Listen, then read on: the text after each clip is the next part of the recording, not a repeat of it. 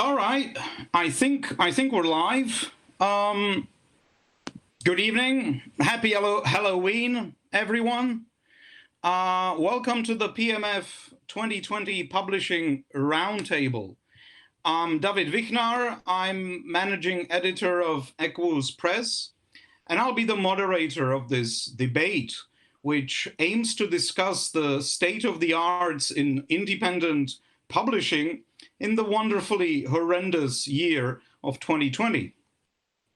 I'm delighted to be joined tonight by four important practitioners of independent fiction and publishing: Simone Hutchinson, Manuel Marrero, Sarer Scotthorne, and Andrew Wilt. To briefly introduce the speakers, let me just say that Simone co-directs Hedera Felix, an independent publisher of literature and visual art. She founded the press in 2018 with the inaugural issue of Mycelia, a magazine dedicated to the weird and the eerie. According to their mission statement, Hedera was founded to provide a publishing house dedicated to experimental writing. Manuel is the founder editor-in-chief of Expat Press, which over the past 7 years of its activity has published 16 books, 3 zines, and 1 record. He's also a writer, author of the novels Thousands of Lies and Not Yet. As he says himself, Expat Press is founded on the creed that, quote, "we take risks." And this is important because the mainstream is either risk-averse or intolerant, and this is anathema to art. Together with Paul Hawkins, Sarer co-runs Hesterglock Press and is a poet and physical performer with several books to her credit, notably The Bloodhouse and Semblance. Hesterglock are dedicated to publishing mainly experimental poetry that cuts across forms, drawing, and I quote, "positive links between non-profit and literary, artistic, and political worth." Last but not least, Andrew founded 1111 Press in 2018 as a combination of his passion and purpose: writing, business, providing opportunities for underdog writers, and fostering engagement in the arts. 1111 publishes innovative literature of all forms and varieties and believes in, and I quote, "the freedom of artistic expression, the realization of creative potential, and the transcendental power of stories." A fifth ghost member of the panel will be John Treffry of Inside the Castle, whose reading we just heard alongside Paul's and Sarah's, who couldn't join us live for the rescheduled Halloween debate, but has shared some of his thoughts on the topics to be covered here. And speaking of ghost members, I'd also like to invite those of you watching us online to send us your questions, both general and specific to individual respondents, which we will collect on the YouTube channel chat, and we'll gladly address towards the closing of the panel. Now, to set the stage and get us started, I'll briefly paraphrase the notes, questions, and provocations I've circulated among the panel's participants and our speakers, and will invite their thoughts and responses. So the primary motivation behind the panel is the conviction that publishing books under the conditions of late capitalism is a paradoxical venture, as books themselves are paradoxical commodities. They come with price tags and pre-packaged with marketing in order to compete for buyers' attention and consumption. And yet, at the same time, if there should be anything to them, they need to aim to be more than commodities, to resist easy consumption. They should aim to participate in a superstructure of cultural dialogue. We, as publishers, all want our books to sell well, if for nothing else than to enable us to produce more of them. Or at least we want them to reach as many readers as possible. And yet again, we need to do more than basic marketing. we need to have conversations around the books we publish, with the aim of fostering the non-monetary creation of community in which these books will live. And those conversations, if again there should be anything to them beyond mere back-scratching and navel-gazing, need to be more than just polite. If they are to open new horizons, they need to broaden the limits of the permissible and the sayable. They need to challenge and upset, not just confirm and approve. Especially in as radically challenging and difficult a year as 2020, in which so much of normalcy has come under critical scrutiny. We feel the need to rethink what we do as publishers in the increasingly surreal cultural reel of the times. We've come to inhabit a state of almost universal commodification, governed by the commercial dictates of success metrics based on the 30-second attention span fostered by social media, an attention span averse to the slow activity of real reading. Under these circumstances, we as publishers find ourselves combating the many seductions and co-options of Amazon and its various unfulfilling fulfillment programs, and warily embracing some of the saving graces of the print-on-demand system, however problematic. So what better platform to speak of what we do as publishers than a publishing roundtable such as this one? So to start us off, relatively close to home, I would like to address and invite your thoughts to one of the mottos of Equus Press, which is keeping literature bad for business.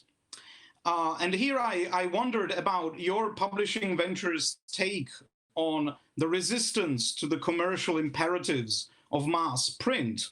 And I wondered how such resistance is possible, why is it needed, and what non-monetary modes of book production and distribution you yourselves use and why. And I wanted to ask Manuel to start us off. At Expat, I understand you're interested in the convergence between books and other media. And ever since the pandemic, you've been actually offering your titles free for download as PDFs. How does that work practically? What's the ethos? Well, actually, credit to Andrew and John Treffry and other people who led the charge on offering our books for free online. I think it was the right thing to do. I mean, we were just plunged into the deepest recession since the 1930s. So, I mean, it doesn't make sense to charge people for content. You know, information should be free.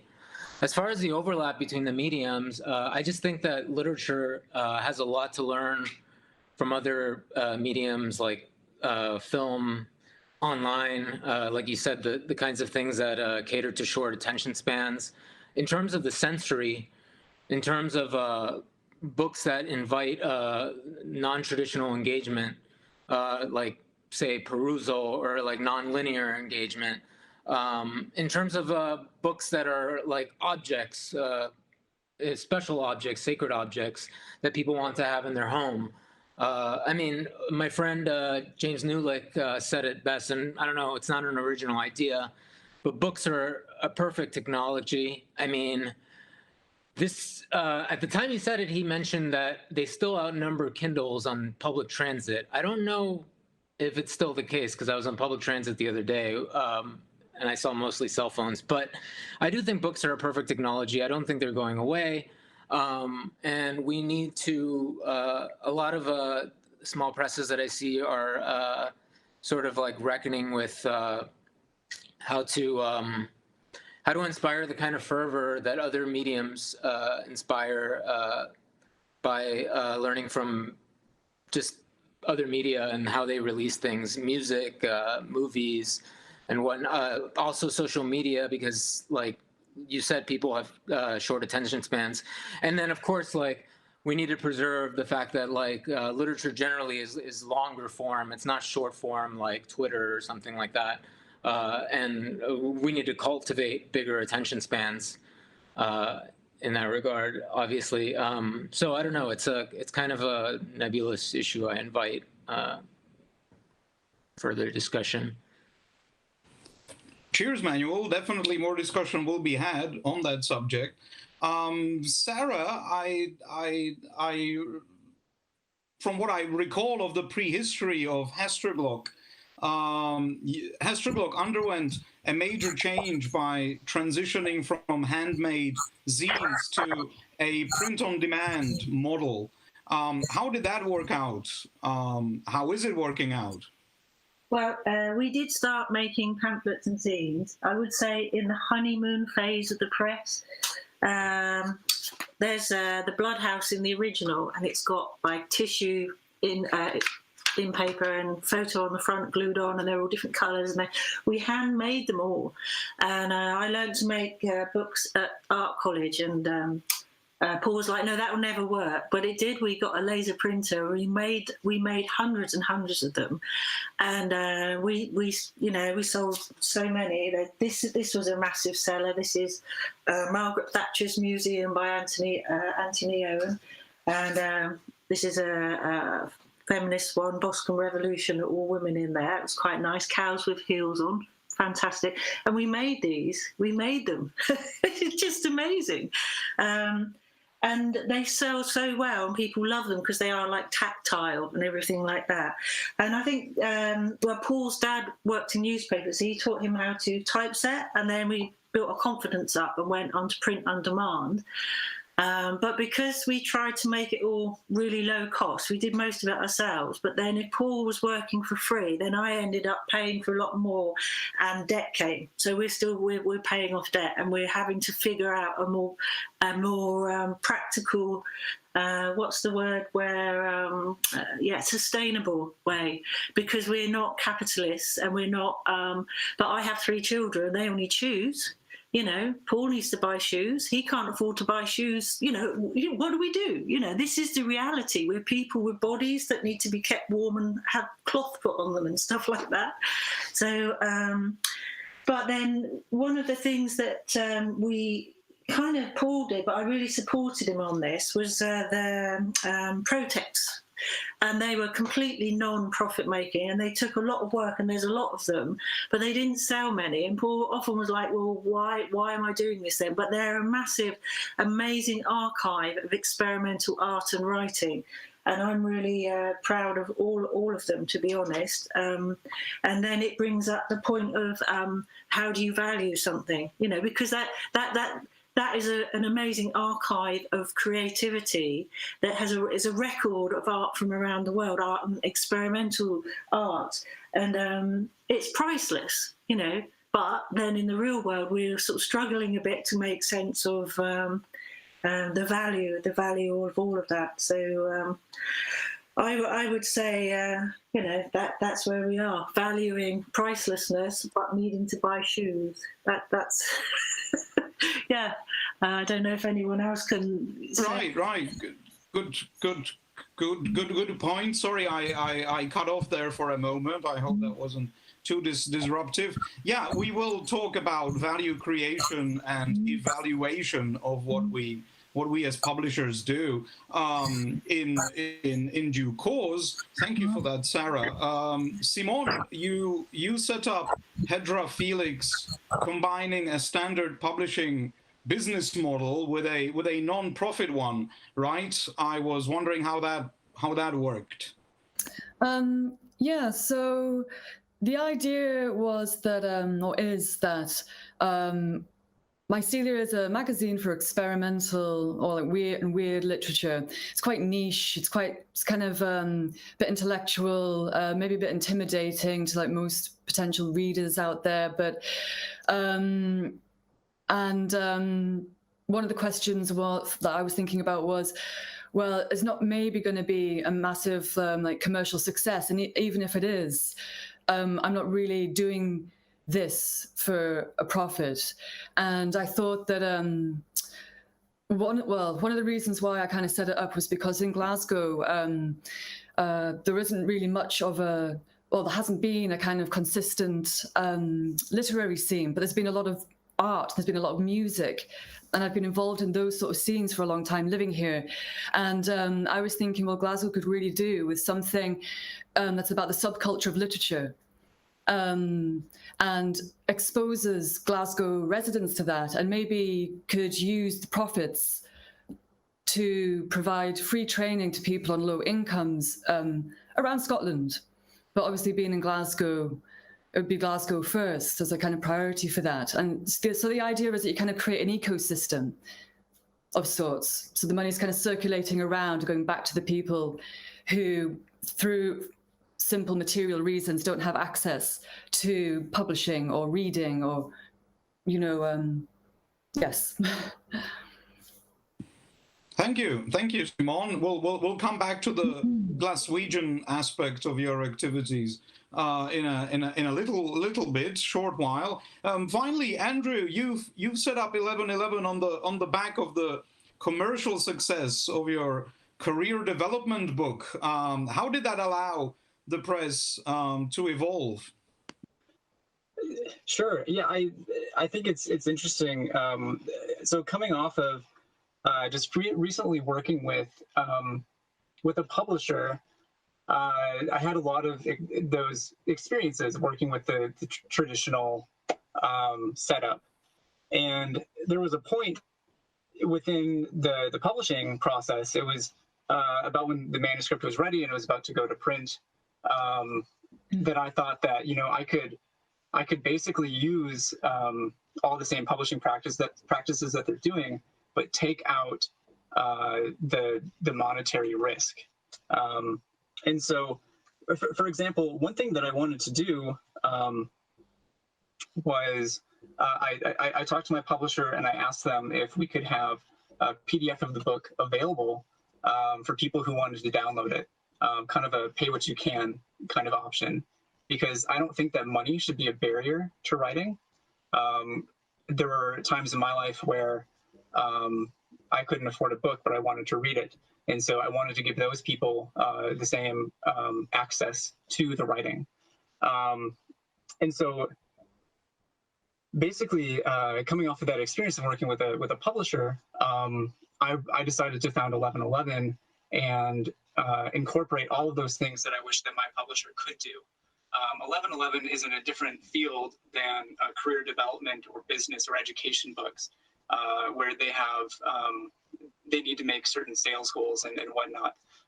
At 1111, we don't need to make certain sales goals. We believe more in the art over profit. But something to what Sarer was saying is that as much money as we put into a book, we need to make that back, or else we're not going to have a press anymore, because I can't just keep on putting my own money into the press, because eventually, we'll go bankrupt. So there needs to be some sort of balance there. And something else that I'm hearing that I heard from Simone and from Manuel is looking at business structures and looking at how music, for example, a different medium. I think that the music industry has always been ahead of publishing. And so when I started 1111, that's something I looked to also. I looked to see what record labels were doing and streaming media. And I don't know exactly what the answers are, but I do think that there should be more open access to information if it's digital, because it doesn't really cost very much besides on the production side, which everyone at 1111 volunteers their time to do that. On the physical side, I think that because you're buying a physical object and we are putting money into creating that physical object, there needs to be some money exchanged for that. So.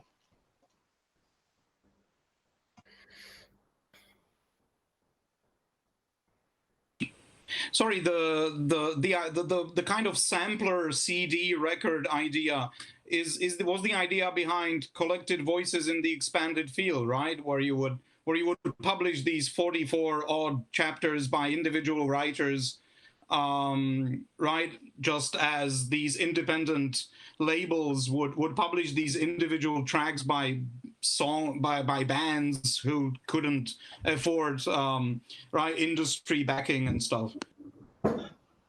Right. Yeah. So this summer we published Collected Voices in the Expanded Field. I won't get too much into the project because there's a whole theory behind putting the project together. But the idea came from when I would go into music stores or record shops in the early to mid 2000s when I was a teenager. And the music that I wanted to hear, they wouldn't play on the radio. So there was no way for me to hear this. And this was just as like MySpace, where people were uploading their music to MySpace. And I don't know if you guys if you remember those times or not, but so small record labels would sometimes come together and put a sampler of a whole lot of different bands, and they would sell it at cost. So there'd be 20 or 40 bands on a CD. And the idea is that if you listen to it, you're going to find at least a few more bands that you like. And then you go out and you buy their full-length album. And so that was the idea behind Collected Voices, is that we put, I think, 34 authors. That's how many we had. 34 authors we put together. And everyone has at least one book out there in the world published. And yeah, it's a way to kind of break through all that noise. And something that we can talk about in a little bit is with the popularity of print on demand, anyone can publish their book. So there's a lot more noise. So we wanted to break through that noise and say, here's a sampler of 34 authors that we support and you should all check out.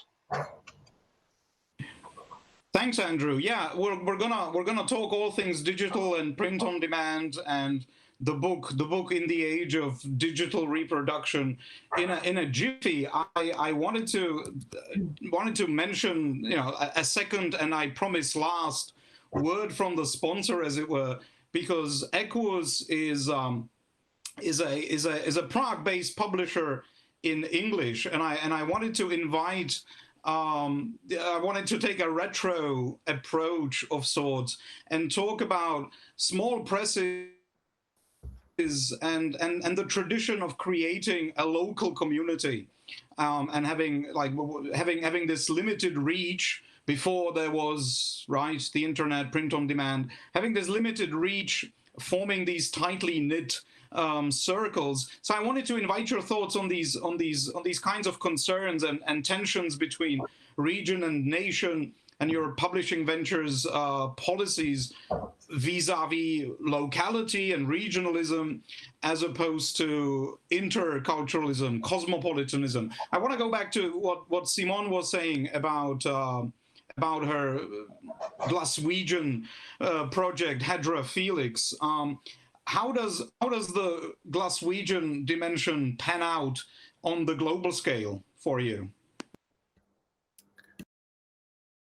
Oh, sorry. Yeah, so the local aspect was really about having events tied in with the launches of the magazine. And the specifically local thing for Glasgow is creating events where we have done, obviously not this year because of lockdowns, but to celebrate the launches before, we had invited performers and artists across other traditions or practices to come and present something or curate something on the launch night. So locally, what we were trying to do was for the audience say, look, you've got people working in like moving image or like performance art or music, and they've got shared interests with what these writers are doing. And it's to kind of like connect the literary scene locally with other disciplines, because that was definitely something that was lacking, has been lacking in Glasgow particularly. Edinburgh is I don't know if you know, most people may be familiar with the fact that Edinburgh is a bit of a competitor to Glasgow in all things cultural and sort of politically too. And Edinburgh definitely had that kind of thing happening has had it for quite a long time, but Glasgow just didn't. So that was what the local thing was about. So it's not really about the writing that we publish. Localness is more about the events and the kind of conversation that happens as a consequence of those events. The writing is definitely about bringing international voices who are interested in the shared ideas, experimentalism, like the concept of weirdness. What is the weird? What is weirdness? And because it seems like such a contemporary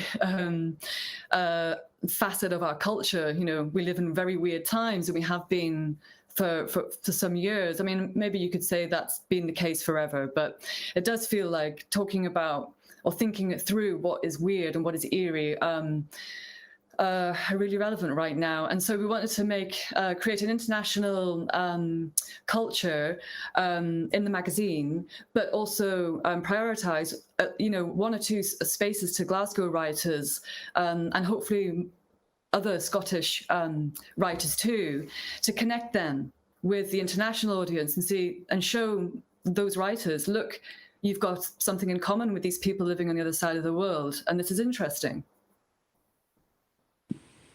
So the lesson is, if you find yourself outside the center, make a center on your own, make a center of where you are. Manuel, your take on the US at Expat Press served to remind us Europeans who like to generalize about the country and you see it as all uniform, how radically decentralized a place the United States is. Can you share your personal experience of it? I know you're talking to us from New York, one of the epicenters, but still. Sure. I mean, America is very decentralized, and now with the pandemic, atomized, and not just culturally, but ethnically, in terms of infrastructure. It's a pretty big country. It's extremely diverse. And, I'm a first-generation immigrant from Miami. We have our manufacturing arm down there, and it's a brick-and-mortar printing press. And but here in New York, it's like wherever you live. For Andrew, it's Minneapolis, or wherever you live. We're pillars of the community, and we should act like it. I think like Dave Hickey, to reference a theorist that I like, kind of a populist theorist, refer to them as these like ad hoc pleasure communities. People gather together on the internet, on Twitter, for instance, which is kind of like a haven that rewards writers, as far as social media goes, at least. And we're drawn to each other's work through authentic means, and that's where the dialogue comes from. No art exists in a vacuum. We read our friends' work, we react to it, art responds to it. Criticality is important, and having those kind of local communities, be it online or in real life, fosters that. I think, he contrasts this with the concept of a museum and spectators, which is like kind of the opposite of what we're doing, it's more of people in positions in prestige, tastemakers and whatnot, sort of, giving you this product behind a glass, and people are sort of invited to look at. They only receive whatever the tastemaker provides. But like I said, now it's so decentralized that, I go on Twitter and there are so many writers, so many venues, so many presses that I've never heard of, but you can look at their engagement and you can kind of gauge the excitement around them, the energy. It's very organic. It's not something that you can invent. It's something that happens organically. It curates itself. And I think, that's going into the future. That is what we need to think about as artists, what kind of art world we want to live in.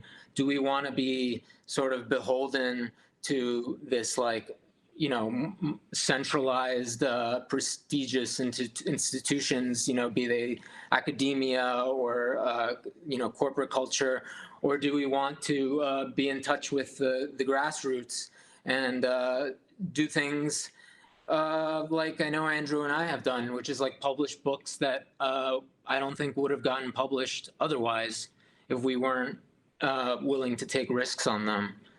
And hopefully I've addressed your question. No, absolutely, and you've actually helped to push the conversation a little ahead. So I'll take cue from your lead, and I will jump ahead and address the notion of oh, no problem. Address the notion of small press ventures as ventures and establishments that kind of seize the means of production and distribution. That's usually what we as small publishers do. We take a hands-on approach, and we make the book, we produce the product, and we distribute and share the wealth sort of ourselves. But Sarah, in our email exchange prior to this, you tied this notion of seizing the means of production to issues of class and privilege, which of course also come into question, especially tangibly on the British cultural scene. What was your experience of these issues?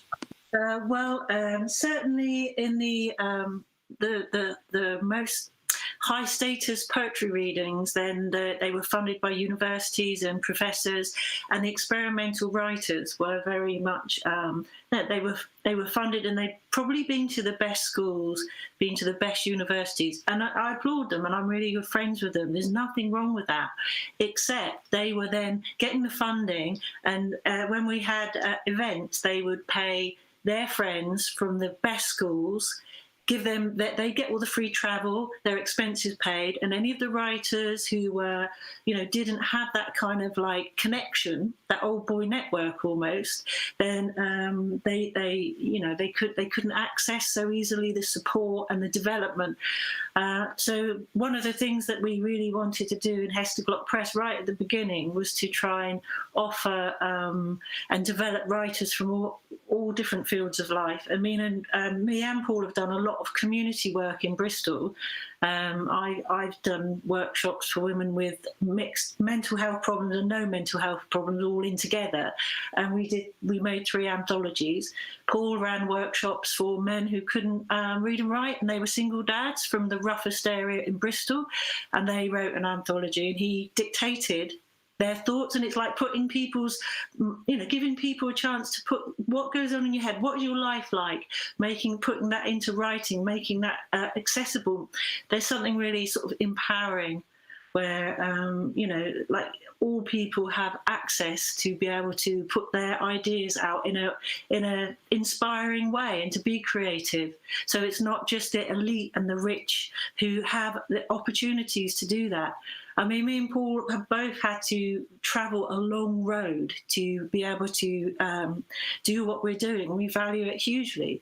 But there are a lot of privileged people who, say, oh, well, anyone can do it. Well, we've done it. We can, but we haven't had the entitlement and the help that their parents might have given them. We've had to fight every inch of the way. And maybe we've learned a lot from that, and we've had something to gain, and we can certainly want to help other people.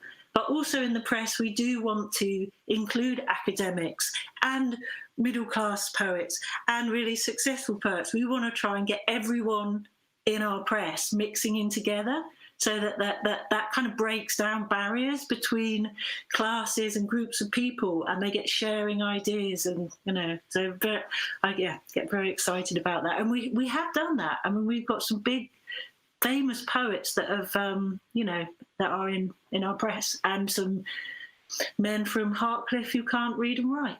So I think, for me, I'm excited by that. Yeah, that's it. Fascinating. Thank you, Sarah. Speaking of anyone can do it, Andrew, with the mass spread of print on demand (POD), it would seem that the main issue for publishers now is not so much book production, which kind of takes care of itself, almost has been mechanized and made as easy as it can get through technology, but the main issue is marketing and advertising, right? And you already mentioned there being a lot of noise out there and a lot of competing voices as a result of this technological ease of publishing. Is marketing and advertising what the name of the game is now for small publishers? Yeah, I think that this is there's a lot of transitions happening within small press publishing, actually publishing as a whole, because the big publishers are seeing their sales drop, and small presses as a whole are taking over more of the market. Let's see, I'm trying to collect my thoughts about this. I think that, so I mean, anyone who knows how to typeset a book, and there's templates out there to typeset a book, anyone who wants to put together a cover, and again, there's ways you can put together a cover online, can upload their book to a print-on-demand program like Amazon's KDP, and then you have to fight with the whole Amazon system, because are you for or against Amazon as a company? And there's an ethical discussion there.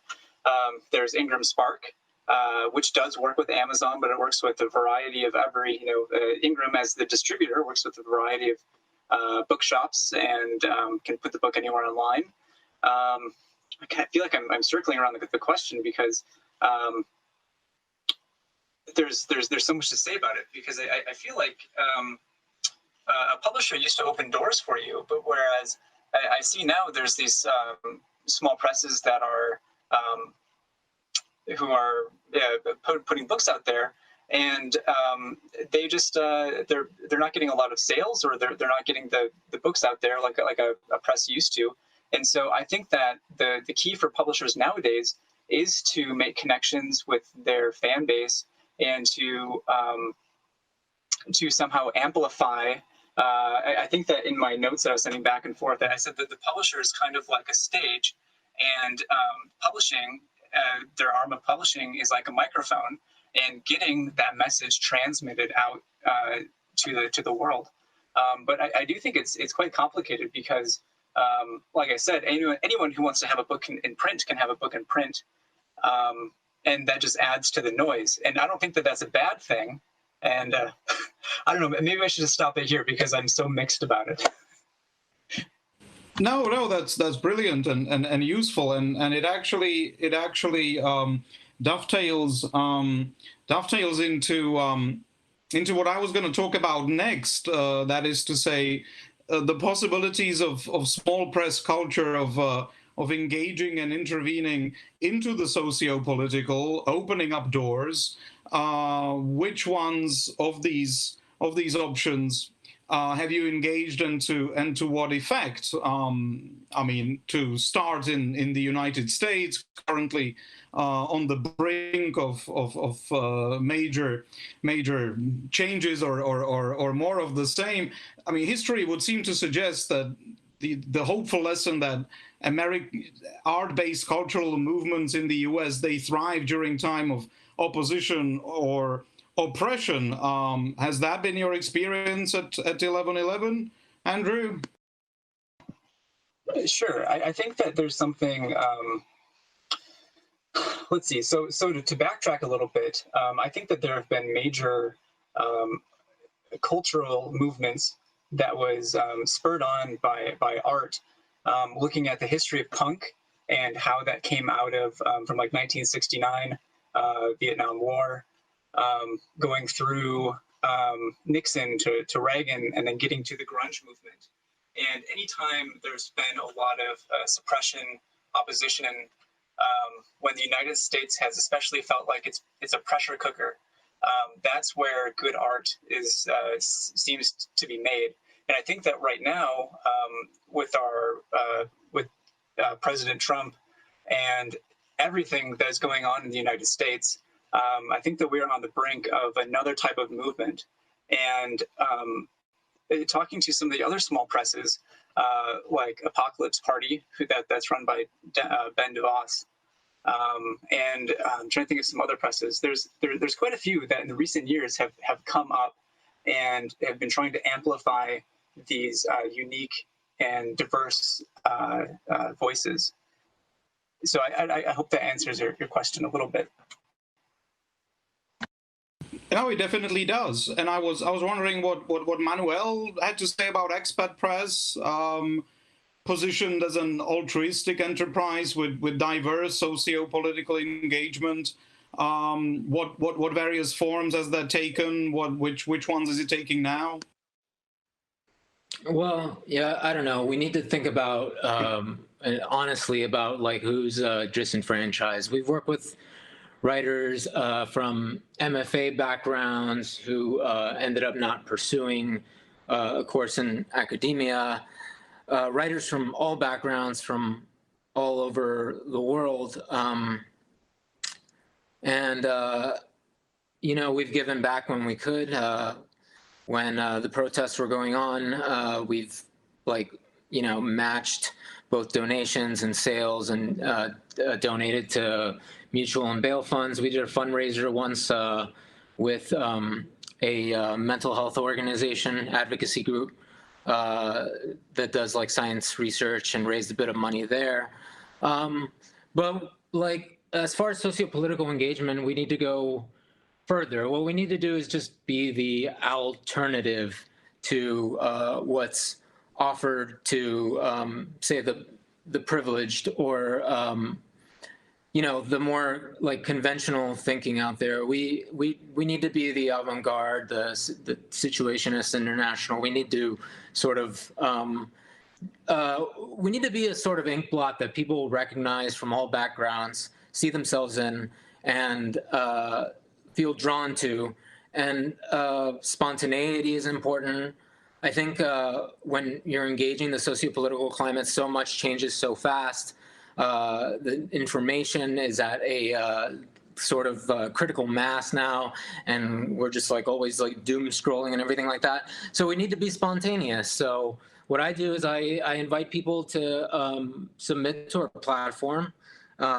They do it, and I run a piece of writing every day, and it's a kind of call and response dynamic where I respond to their writing with a sort of poem that also responds in a bit to the zeitgeist or whatever is going on. And I think, yeah, we need to be spontaneous. We need to like kind of just, also be willing to adapt. I mean, when the pandemic happened, that changed everything. Andrew and other people saw the writing on the wall. We needed to put our writing online. I needed to start publishing writing 7 days a week and not 5 days a week. But it's also worth noting that a lot of businesses actually that are thriving and have thrived started in recessions, including the last one. And kind of circling back to Andrew's point about keeping this whole thing solvent, a lot of this small press culture has been driven by like hobbyists for a long time. I do think we need to think more like business people, in that we need to like fight over every margin. We don't need to be sharing with Amazon if we can help it. I've been pretty like adamant about this, and incidentally, I was about to give in. I almost had my arm twisted enough where I was going to put our titles on Amazon, and then they actually, just at the start of the pandemic, closed their Advantage program to invitation only, and and then it just seemed wrong to do anything like a price point increase or start charging shipping or anything like that. Controlling everything ourselves, we're allowed to sell everything below cost, offer free domestic shipping. Yeah, I mean, we just have to be examples. We have to set the example for what we want to see And I hope that answers your question, or at least circles the socio-political dimension you brought up. Indeed, it does. Thanks for that. I'm curious about this notion of us needing to be more business-like and be more like know thy enemy better, as it were. It brings me to the final kind of cluster of questions or points for argument. This notion of a culture of democracy and the various modes of protest against the status quo. What can we, as small presses, and the dialogues that we facilitate, how can this help foster a culture of democracy in the age of fake news, populist politics, corporatization, etc., etc.? Simone, you've stated that one of the roles of Hedera Felix is to publish voices which challenge disinformation. I was wondering how you go about that. Sure. So it's simply what I meant by that was our editorial kind of policy. I just need to be able to give space in the magazine to writers who are not only interested in the remit, which is exploring the weird or the eerie in the world, and through experimental techniques, kind of practice it as well in a way, but also work which tackles kind of cultural issues, things that are happening to us now in the world. So stories or experimental writing or visual art that's somehow just displaying a kind of engagement, a critical engagement with political oppression against identities, or living a kind of subjectivity that is maybe challenged on a daily basis just because it's a minority kind of lived experience. There's stories that kind of touch upon subjects that people need to engage with almost subliminally. It's like we're not an academic journal publishing kind of critiques. We're fiction, and experimental fiction at that. So it's really about promoting democracy, I suppose, through the back door of your cultural practice. Just being a critical editor, making sure that you're publishing people whose voices matter and who should be given space. On the notion of giving space, Sarer, you've been fairly explicit about the kinds of messages that Hesterglock wouldn't get behind. How does that relate to your need for debate on subjects that are close to the edge of politeness? How does that kind of cater to the whole notion of transgression, or the avant-garde after all? Well, I certainly, my writing is very on the edge of what is polite, and people are shocked and horrified when they read it sometimes. And our other authors as well just do not uphold the status quo. And we've had Astra, her name's quite Papa Christodoulou, her book.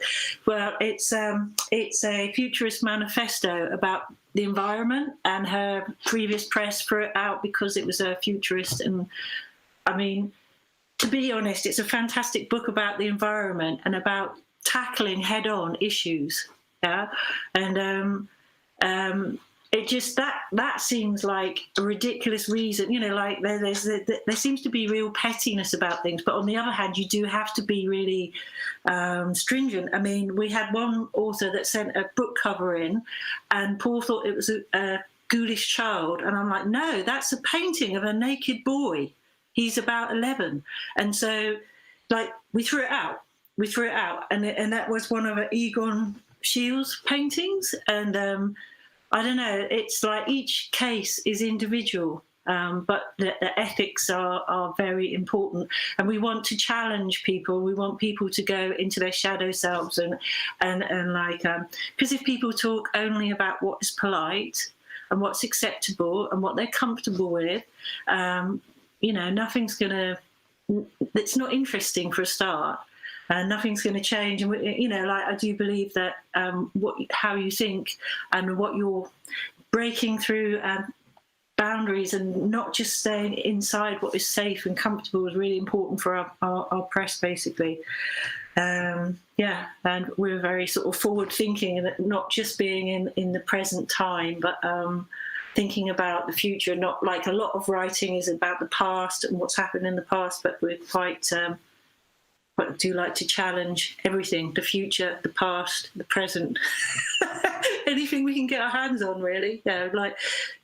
But and that does sometimes we like maybe people find that some of our books are a bit extreme, but we also have very high ethics, ethical approach to what we allow, and me and Paul have quite vigorous debates about what is acceptable, and we want to push everything. We want to push the boundaries, but we don't want to support any kind of abusive or belittling or And I know we've given voices to people that maybe they're not they're writing for the first time or something, and we mix it in with more famous writers, but we do give a platform for everyone, and in fact try to value people, and that might be challenging for certain for people to think that we value creatives, but that it works. It's been working, and I don't feel a bit shy now. Anyway. Oh, thank you.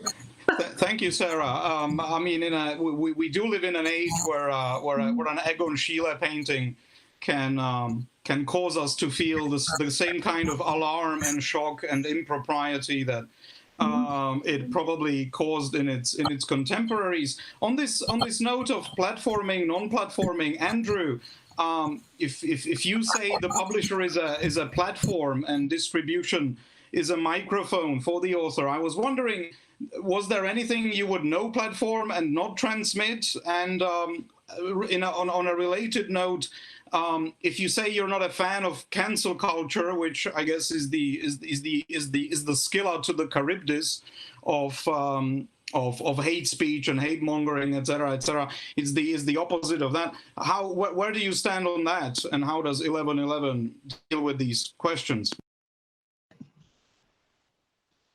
Yeah, it's I think that a lot of small presses they receive a lot of submissions that are kind of on that line where, does this go too far? Is this transgressive writing for the sake of it being transgressive, or is there any literary value to it? Is this somebody who is being disturbing just to be disturbing, or is there a higher philosophy that they're accessing? So this is something that I put out early on. It's a quote from Karl Popper, and it's been guiding some of the decisions that we've made. And I have my notes here, so I'll read the quote for you. Unlimited tolerance must lead to the disappearance of tolerance. If we extend unlimited tolerance even to those who are intolerant, if we are not prepared to defend a tolerant society against the onslaught of intolerant, then the tolerant will be destroyed. The tolerance with them. We should therefore claim, in the name of tolerance, the right not to tolerate intolerance.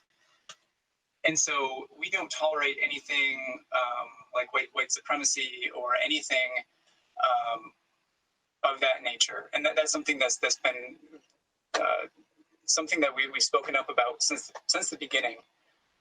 I think that John Treffry at Inside the Castle says something similar in his Twitter tagline, and you can read it there. But we feel the same way. But then as far as cancel culture goes, because I think that it's a delicate thing, and nowadays people are being canceled, and they're put up as a spectacle, and I think that, so here, let me just reference my notes again. Even though it's wrong to publish or promote hate speech, I'm not a fan of cancel culture, because when someone's canceled, it ends the conversation. Instead, that person should be held accountable, and we should have even more discussion. Their actions will not be tolerated, but we shouldn't forget that they're still a human being, even if they're a very irritating human being. Additionally, when someone is canceled, they become a martyr for their idiotic cause, and we shouldn't give them that chance to become a martyr for whatever belief that they have, if that makes sense. It makes perfect sense to me. Unless there are more thoughts from our panelists, we had one question from the chat, which I believe should receive its due. There's a person wondering what's at stake for a writer now that art is mostly politicized. It's a question for the writer, more so than the publisher. I'm looking at Manuel here. Does he have a ready answer? What is at stake for a writer now that art is mostly politicized? Yeah, I mean, well, politics are nauseating. Art is anything a refuge from that.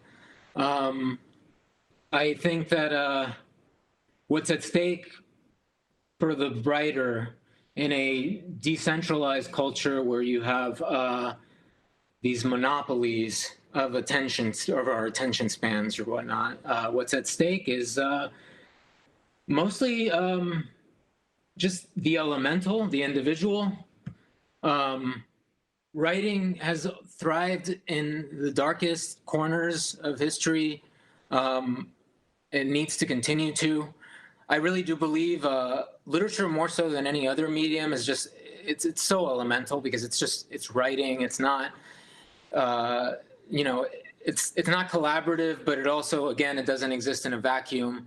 People respond to it, and sometimes we're surprised by that, but that's what art's supposed to do.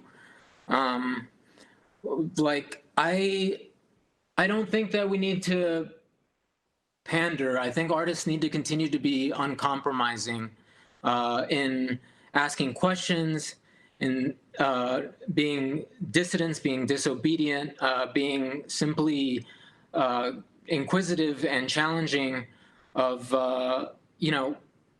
like, think about all the art, like, throughout history that's meaningful, that's challenged things, that's changed things. And then think about the fact that we're living in unprecedented times and we've never seen before, and think about that in terms of the art that you should be making. And I think you have your answer. We should be we should always be doing new things. And we shouldn't be like pandering to the status quo or anything like that. I hope that answers the viewer's question. I hope so too, and I thank you, Manuel. We have about 3 more minutes for final thoughts and wrap ups. So I wanna give whoever feels like and wants to the chance, the platform to talk. If not, Simone, please. Yeah, so I was going to ask a question. So I think I'm maybe alone here in that Felix just publishes a magazine and nothing else at the moment. We do have a book planned for next year, but we'll see what happens. But so you guys publish books primarily, right? How does where you are, like even in Bristol, in your local sort of literary scene or your online community, what role does a magazine play? Are there like magazines that share a similar philosophy to your editorial's kind of mission and vision? And if so, what kind of conversations are you having with the magazine publishers? Well, there isn't one that I know of in Bristol. They do pop up from time to time. There'll be maybe 2 or 3 editions, and then they kind of disappear, and it's all quite ad hoc. We have run events in Bristol that are experimental. anathema. But really, I mean, it's something we can always talk about. If we could connect up and get some inspiration or share some ideas, me and Paul would be very open to that. It would be very exciting. I'm very into weird. I'm definitely going to look you up. Oh, that's great. Yeah, definitely. I'm happy to connect afterwards, and get the conversation going. How about you guys in the States? How is it with you? It's similar to what Sarer says. A lot of things are ephemeral. It's just the nature of the beast now, with the internet and everything. Conversation about our works happens on big platforms like Goodreads, happens on Twitter. Promptly, it's forgotten about. As far as magazines, I mean, we're building the universe from scratch, and so there really isn't like one magazine that reviews everyone or anything like that. There's always people excluded. I think for me, the most powerful thing that I've seen move people to read the stuff we publish is word of mouth. Doesn't have to be in the form of a traditional review. Sometimes it's critique. A lot of people are into that, and they start blogs and whatnot, and they do kind of these meta critiques of. I know James Crendel Clark has something called criticalorifice.blogspot.com where he talks about sort of the zeitgeist with regard to writing. But no, I mean, I think this is a very fallow frontier, the idea of magazines that engage particularly with what we're doing, at least in the US. I don't know if Andrew wants to illuminate something I haven't. Sure, I know that we're out of time, so I'll just say that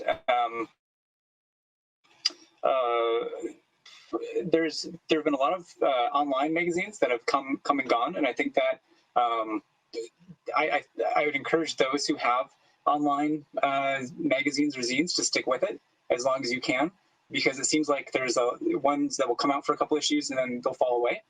And I think that we live and publish within the same online ecosystem where we can help support each other. And so I think that there should be a call for more web-based zines that are international and worldwide. There's a very popular one in Minneapolis, but there's some politics, and I never feel like I'm actually talking to somebody. I feel like I'm talking to what can get them the most clicks. And I don't really like the whole idea of trying to get clicks, people clicking on to their magazine online. So I do think that you bring up a really good point, and I think that places like 3 a.m. is there needs to be more outlets like that. Thanks. Cheers to you all. We're already running slightly over time. So let me quickly try and wrap this up on a 3 points that I noticed were recurring and might serve as a sort of a summary. I get the feeling that what is often cited as a weakness of independent small press endeavors, that is their amateurism, the fact that small press publishing is a free time activity that doesn't bring home the bacon, might actually be reconceptualized as its strength. Right, as only when free from the strictures of profit making and the capital can one be actually free in creation and life, right? So this amateurism, free time-ishness about it might actually be its strength, and it's one saving grace in the times we live in.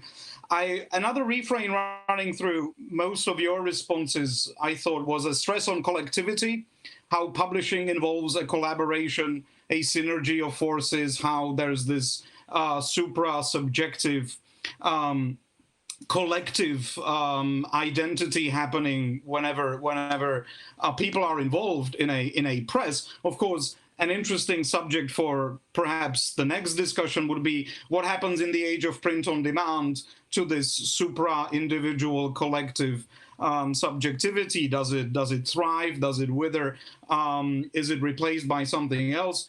And I was also interested in how you as publishers, how you tread the fine line between refusal of hate speech and, you know, the dictates of cancel culture, and how you do seem to be open to taking risks, to being controversial in the right kind of way. Is there a right kind of way of controversial and a wrong kind of way of controversial? As I'm wrapping things up, I'm realizing I'm opening more and more gaps and pitfalls. But anyway, we're 4 minutes over time. PMF needs to continue and resume with its program. Stick around. It's going to be performances and theater art, and some experimental lectures, speaking of academicism and anti-academicism. Thank you all. Thanks to our panelists, Simone Hutchinson, Sarer Scotthorne, Andrew Wilt, and Manuel Marrero. This was a publishing roundtable, and an experiment in itself. Hope this was worth it. Thank you guys for watching, and now it's back to the Micro Festival. Cheers.